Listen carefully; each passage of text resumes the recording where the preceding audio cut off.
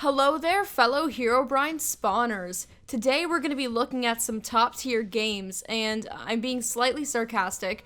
Right now the world is falling apart, but two great games just released recently, Animal Crossing New Horizons and Doom Eternal. And with that, I decided to ask myself the question of, what are the worst games out there? What are the most atrocious things I can think of? And I remember a few moments from my childhood where I wasn't able to buy Minecraft Pocket Edition, so I resorted to using really bad mobile ripoffs of the game. Absolutely all of you must see the terrible apps I'm gonna show you because these are truly awful.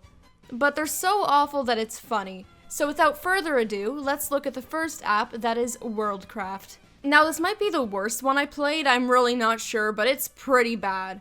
It's just absolutely tear-evoking. It evokes tears of laughter when you see some of the stuff in this game, but also tears of sadness when you see some of the stuff in this game. So the menu screen of the game starts off really great because it has single-player, multiplayer, survival multiplayer, which appears to just be an ad, and skin. So naturally the first thing I clicked on was skin because I wanted to look like an absolutely epic gamer girl. Cause what are you gonna do in life if you don't? I don't know what these horrifying creatures are. Why are their heads round but everything else is square? I don't know why they've been given such specific names, but I feel bad for them. Jennifer looks like she's about to go running outside away from home in the middle of the night to go be with werewolf role players, and Mary was probably just running her hands under ice water to turn into Elsa. So I feel bad for these people, but naturally I went with the cursed entity that is Rachel. She's got some rainbow, you know? I am a certified gamer. I must embrace this. If you guys want to show your gamer pride, I got some merch, link in the description. So yeah, these things are horrid, but I equipped a skin because why not at this point? Why not? So I loaded up a creative world, and the first thing I noticed was that the control pad on the left, the movement pad, was way too big. It's enormous. It takes up half the screen. Also, the GUI just isn't nice in general. As I turned my view around, it kept stuttering and it just wasn't very smooth. The world generation was bad. The trees were like pyramids. Like, I don't know why the leaves were pyramid shaped, but that's how the trees were. It just didn't make sense. They were too tall and they just looked out of place. And the landscape didn't make much sense either, and it was just bland. But worst of all about the world generation is that the worlds were incredibly tiny. Super tiny. Now, old Minecraft Pocket Edition world sizes were interesting. Minecraft is known to be a game where the world is infinite, or nearly infinite in size, but Pocket Edition wasn't like that. Pocket Edition world sizes were limited, and if you thought that was bad, if you thought they were small, you really had a taste of heaven, but you weren't grateful. So now we're left with this. Also, this render distance looks like those old Herobrine videos and photos where he was just creeping from the mist and fog. Now, there is a problem that I actually need to address here.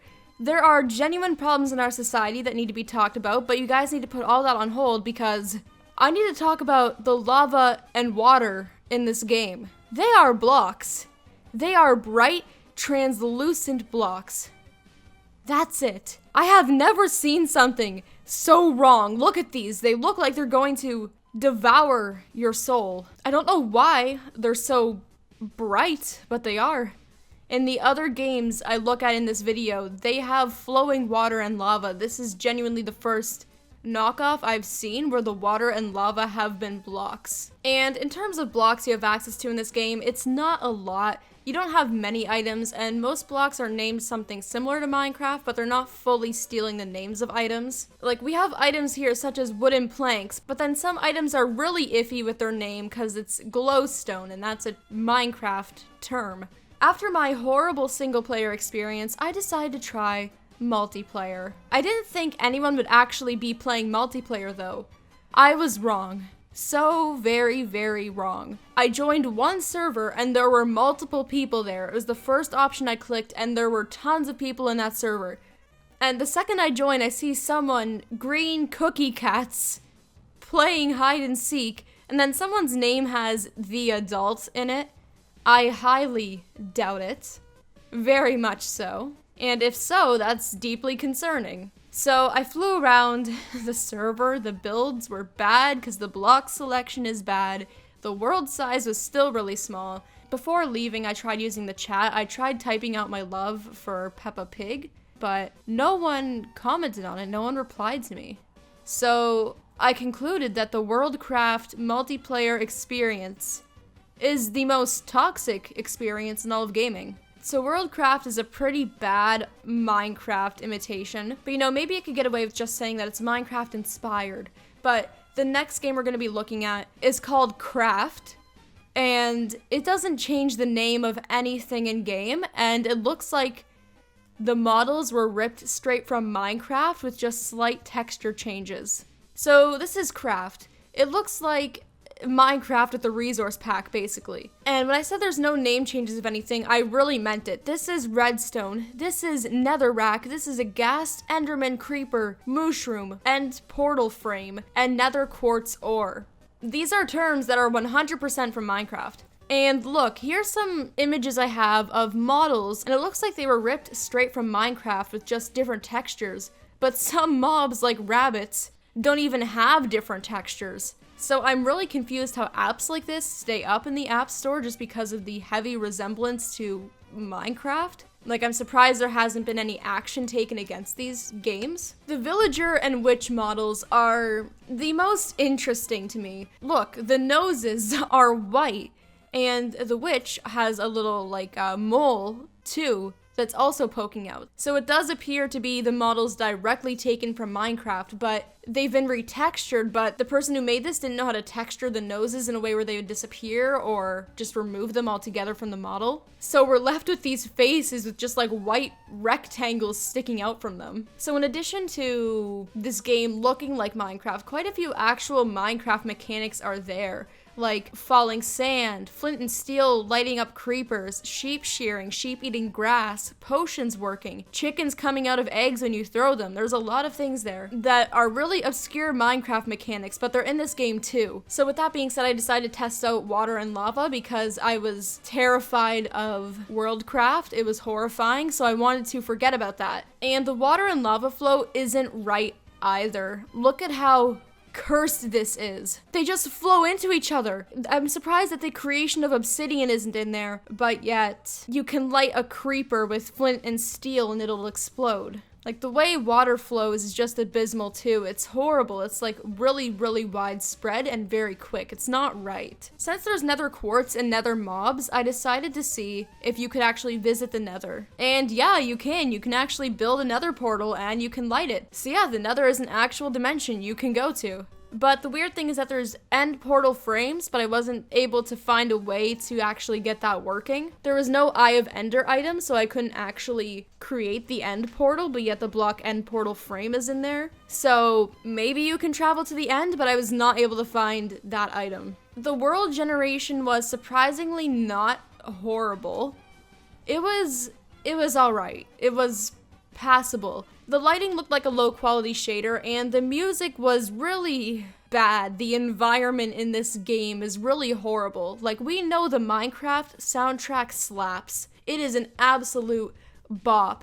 This game basically had one song on repeat the whole time and it had horrible cuts.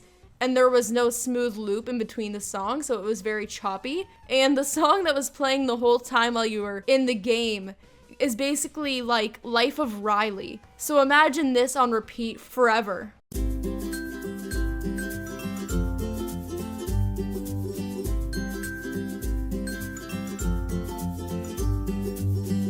Another thing about sound is that they didn't use any Minecraft sounds as far as I was aware. One of the mob noises sounded like a Minecraft sound that was pitched down, but quite a few noises didn't sound similar to me at all. And the controls are surprisingly not the worst thing I've ever seen. They were better than Worldcraft. Worldcraft was really choppy and too sensitive, but this game was fine. This game gets 3 stolen assets out of 10.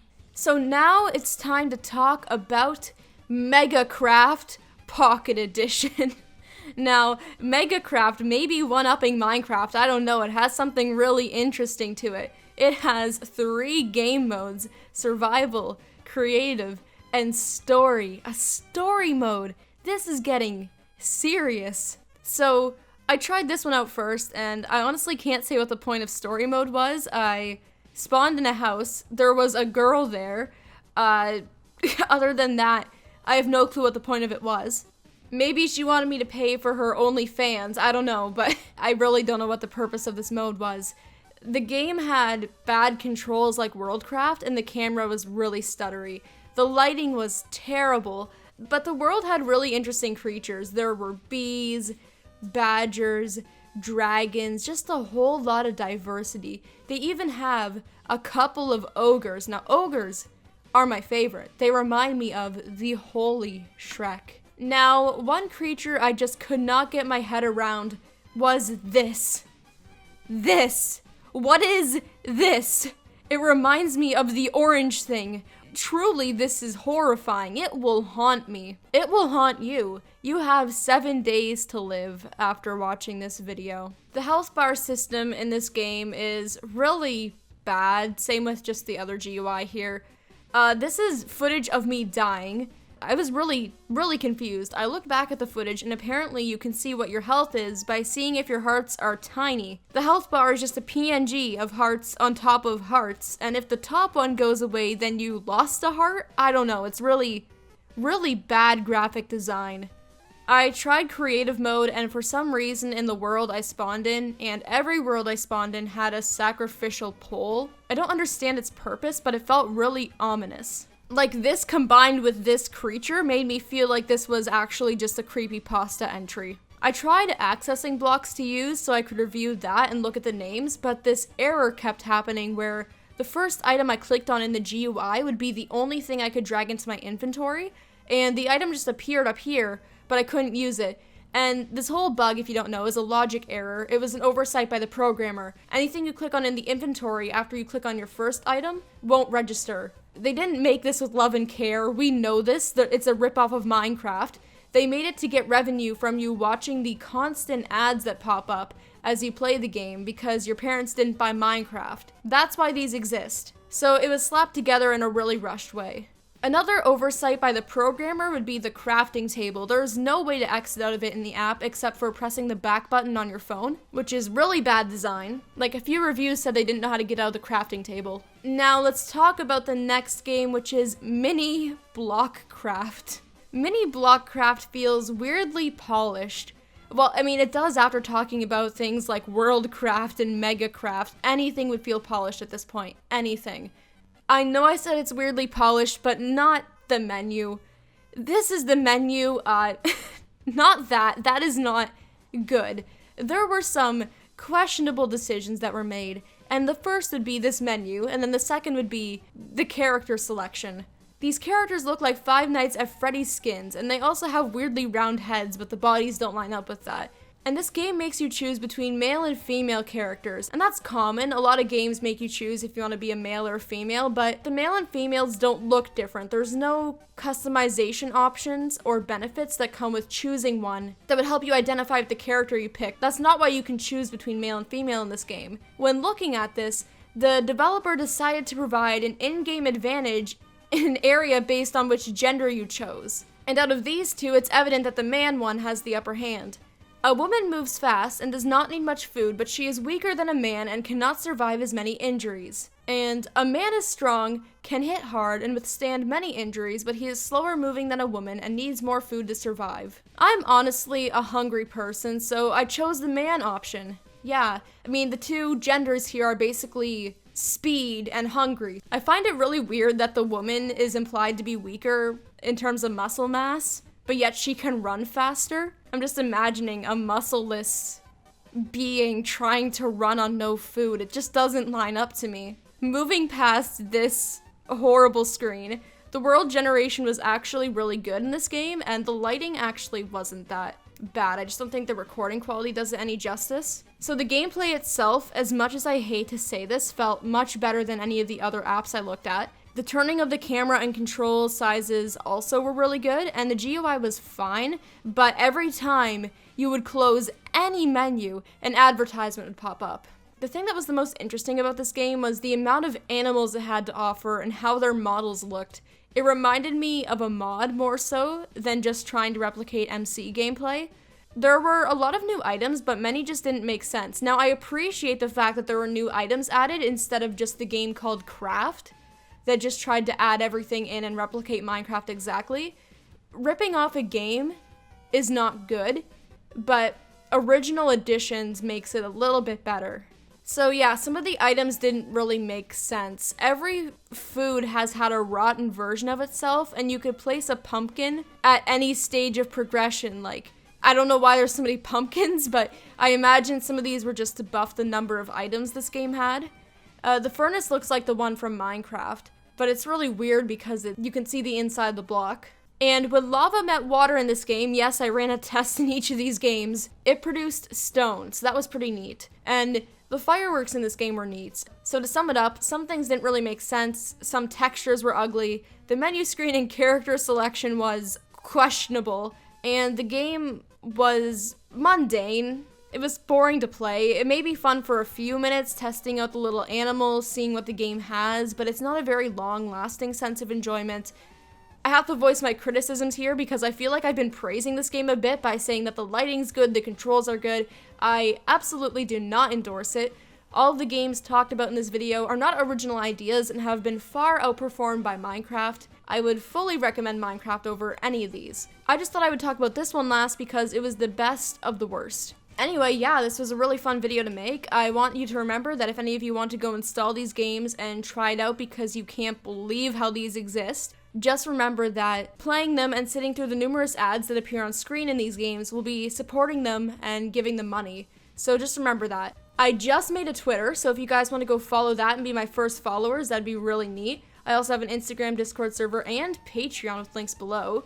The Minecraft server I played on in this video was actually my patron Minecraft server, which you can get access to for just $1 a month. I would love to thank my patrons for supporting this channel. You guys do a lot. You're really generous. Thank you. I would also love to thank the amazing individuals who have created such lovely fan art. The talent here is absolutely immense. And thank you all so much for watching. I hope you have a great rest of your day. Oh, every night is like a daze, but oh, I feel embraced as I know I'm running late. Let's wait just one more day.